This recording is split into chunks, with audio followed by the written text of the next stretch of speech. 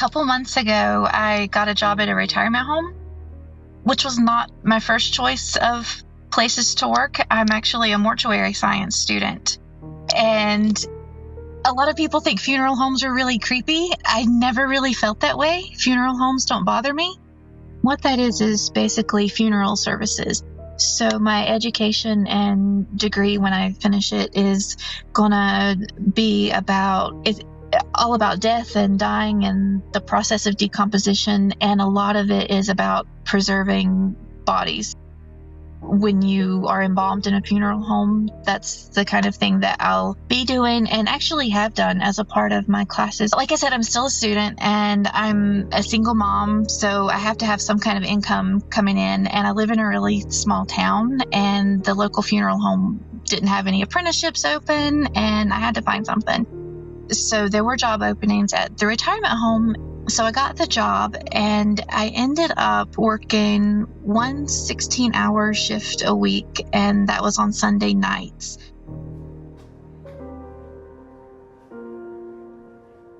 So I would go in at 3 o'clock in the afternoon and leave at 7 o'clock in the morning. So most of the time that I was there, everyone was asleep. And I made it through the initial training okay. But my first day out on the floor, I realized that what had marketed itself as a retirement home was really more like a nursing home in disguise. When I think of retirement homes, I think of people they're retired, they've downsized, they're kind of living their best life. And this was not that. We had residents who were basically total care patients. There were people who couldn't feed themselves, couldn't get out of bed on their own, that kind of thing. So that was kind of surprising, but it was fine. This is short term. It's not going to be forever. I can make this work. After a certain point, after dinner, all the residents go to bed. The lights go off, and the way the building is built, it was remodeled.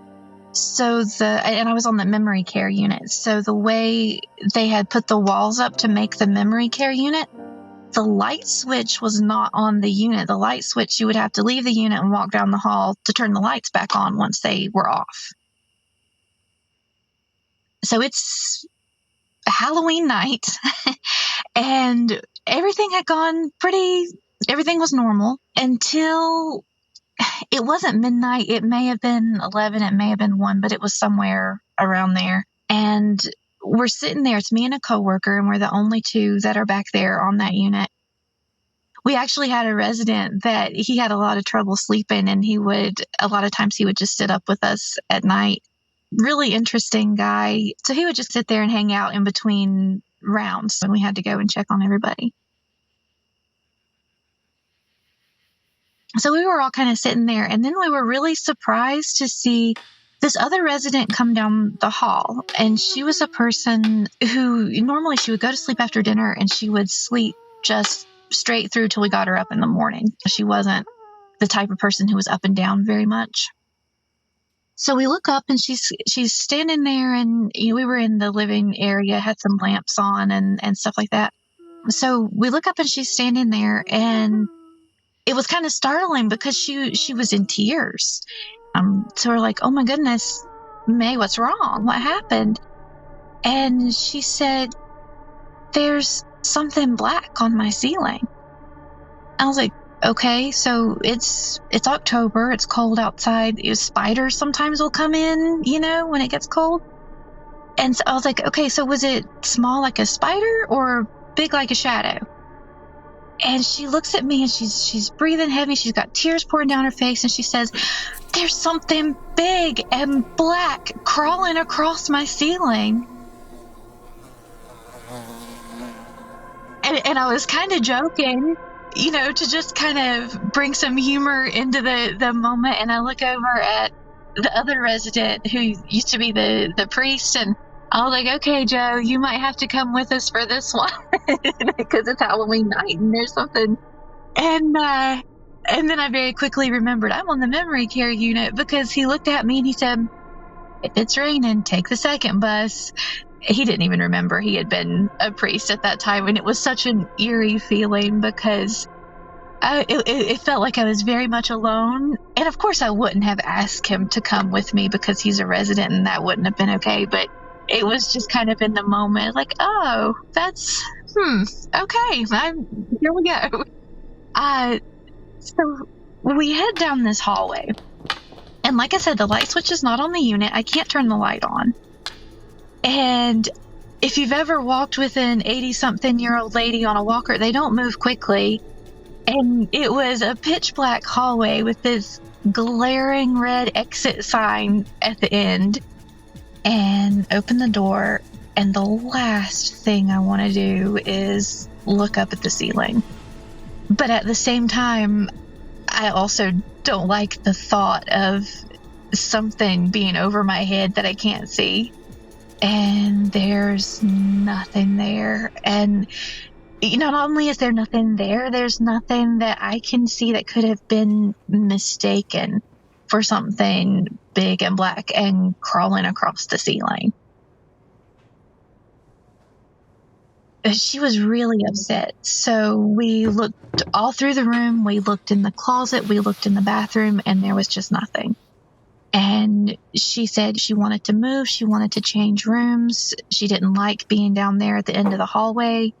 And we're like, it's the middle of the night. There's nothing that we can do. If you can just try to get some rest, and then we'll tell day shift and maybe they can help you in the morning, maybe find you a different room or something like that. So she agreed, and she laid back down, and we went on back out to the living area, and we had some time before the next round. So there was a friend of mine who I was pretty sure would be up at that time, and I sent him a message. I was like, okay, this is really creepy because nothing's happened before, and it's Halloween night, and now this really spooky thing has happened.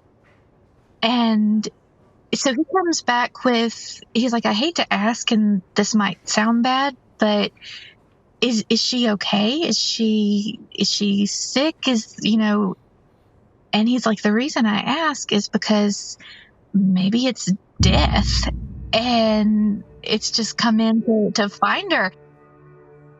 So by that time, it was time for our next round, and she was on the hallway closest to us, and we checked on everybody. They were fine. Checked on her, and she had gotten back to sleep, so she was okay. Nothing was strange in the room.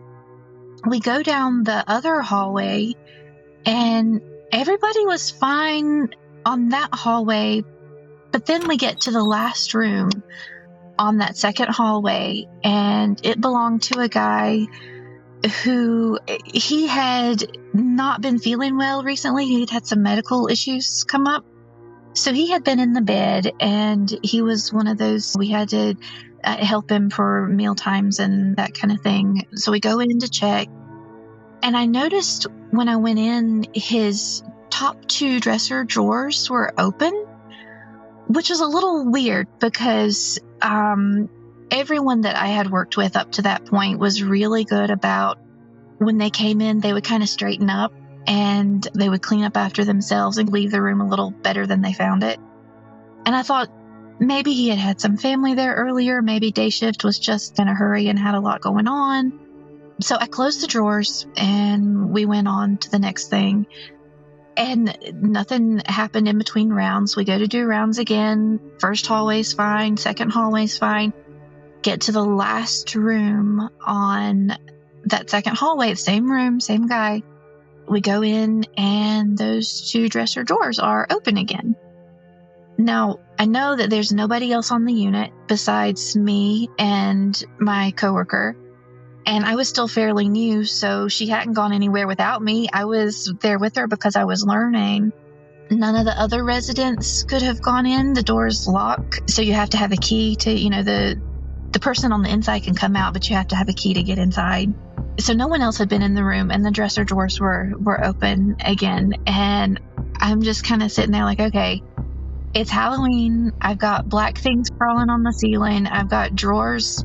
And if I make it through tonight, I am never coming back in this place.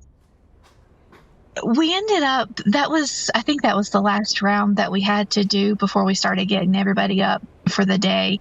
And the lights came back on, and everything else from there was pretty normal. And so I left, and went home and went to sleep because I just worked a 16-hour shift overnight. So I slept a pretty good while on Monday. When I woke up, not long after I woke up on Monday, I get a text, and it was one of those group texts that it was from work, and they had sent to all the employees. And it said, just wanted to let everyone know that George passed away. And that was the same guy whose dresser drawers had been open. And I got chills all over, and my first thought was, it got him. Whatever that black thing was crawling around, it got him.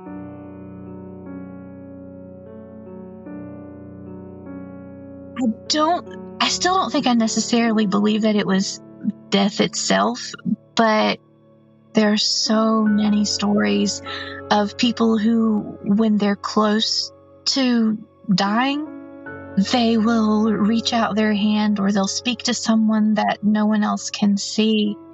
And it being Halloween night, and they say the veil is thin on Halloween. Maybe we were just close enough to who or whatever that was coming to greet him. Maybe we were able to see or feel something that we wouldn't have at some other time. And I did text the director. I'm like, I don't think this is the right thing for me. And I'm sorry, but, I can't come back. I don't think it was, like my friend said, it could have been death. I don't see it as being like a Grim Reaper situation. But I do think it was something that came because, George was so close to the end. And all the stories that you hear about people who they see somebody or they reach out to somebody right at the point when they die, I think that it just knew it was time and it came to be with him at the end. I've had to spend time in a funeral home preparing bodies for funerals and viewings and that sort of thing. And I never got a creepy feeling from that. I never had the same feeling in a funeral home that I had that night at the retirement home.